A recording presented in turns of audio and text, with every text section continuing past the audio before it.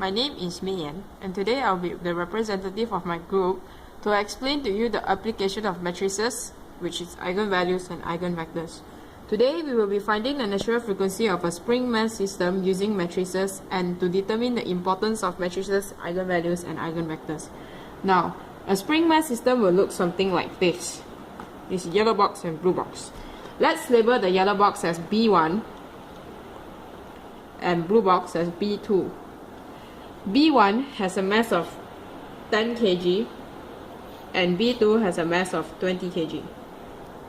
Assuming that both springs here have the same value where the spring constant is written as K equals to 15.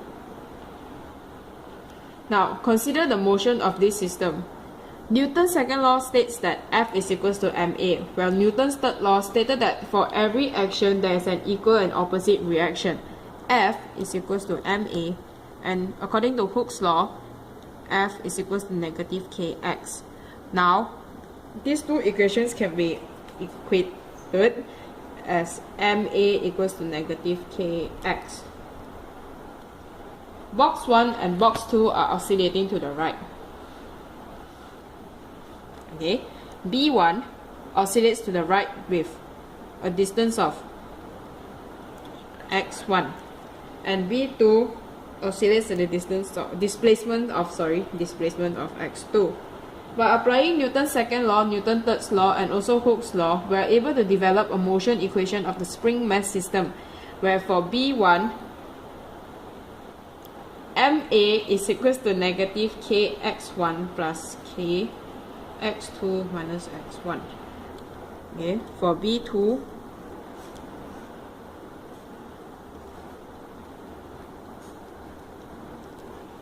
now remember that acceleration is also the same as d2x dt squared.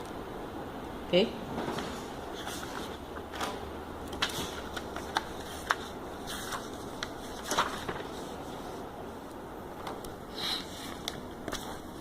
Okay. By rearranging the equations all to the left, we will obtain this as what I've written, and then you do the same for the box 2. I have this. Now recall that just now we have mass equals to, for the box 1 we have mass equals to 10 kg and box 2 equals to 20 kg with spring constant of 15. Now we substitute these values into both equations 1 and 2. Then we obtain this and this. This is for 1, this is for 2. Okay. Now all this displays SHM.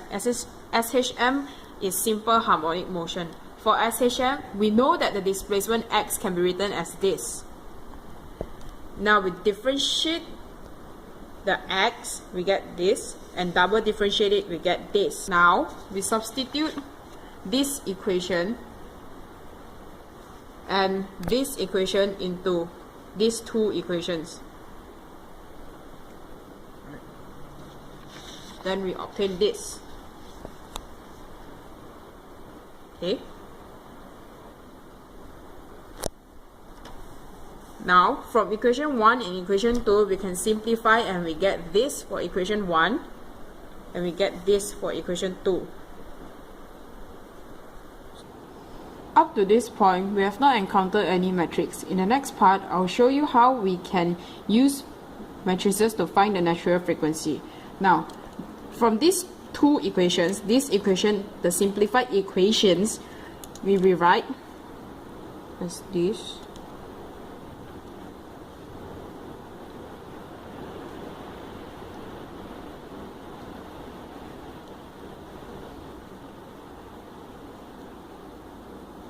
Okay, from here we put them into a matrix form. 3. This one is the top one. The negative 0.75 will be below this equation. Then for the A2 part, you put negative 1.5 and this at the bottom.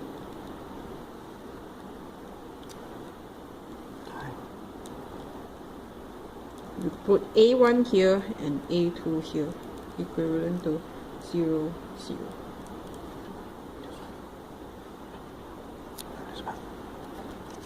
Now, simplify. by simplifying this, we will obtain this 3, negative 1.5, this 0.75, 0.75.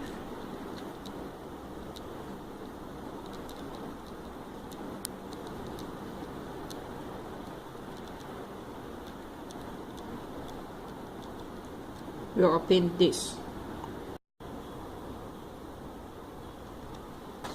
Next, continue from there. We have these matrices. Okay, we can see that I've written this matrix A, the A1, A2 minus omega square A1, A2 equals to 0.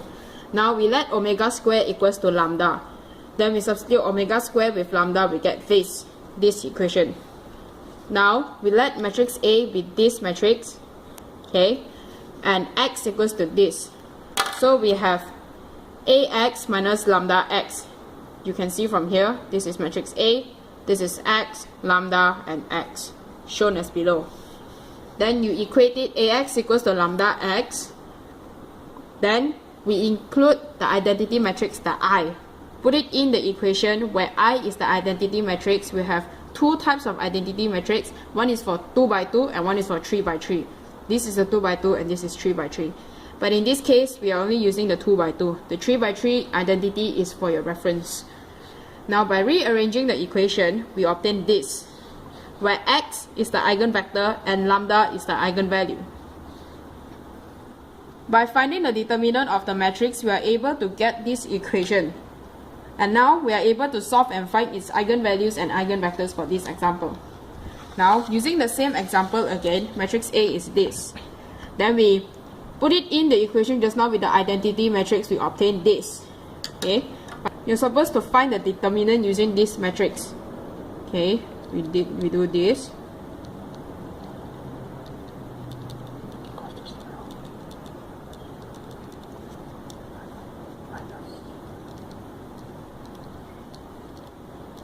We're supposed to solve this equation to obtain two lambda values, which is two eigenvalues. We equate this determinant to 0. Okay? Multiplying all this equation, we obtain this.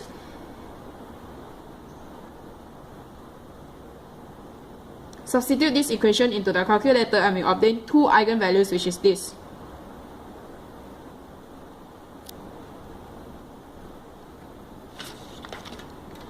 Okay, and from the lambda we obtain, we can find the natural frequency of the vibration from the formula of omega equals to root lambda. We have now effectively solved this question and determined the natural frequency of the spring-mass system such as this by using matrices, eigenvalues, and eigenvectors. Consider a tall building in New York City where typhoons and hurricanes occur very often. Imagine there's a hurricane occurring and the wind force is blowing in this direction, causing the building to oscillate left and right. By determining the natural frequency of the building, we can determine how safe the building is during hurricane. We can determine how strong the wind force can be until it is no longer safe to be inside the building during hurricane. If the wind force is close to the natural frequency, the building will oscillate at maximum amplitude and cause the building to collapse. This is why natural frequencies are important to be determined.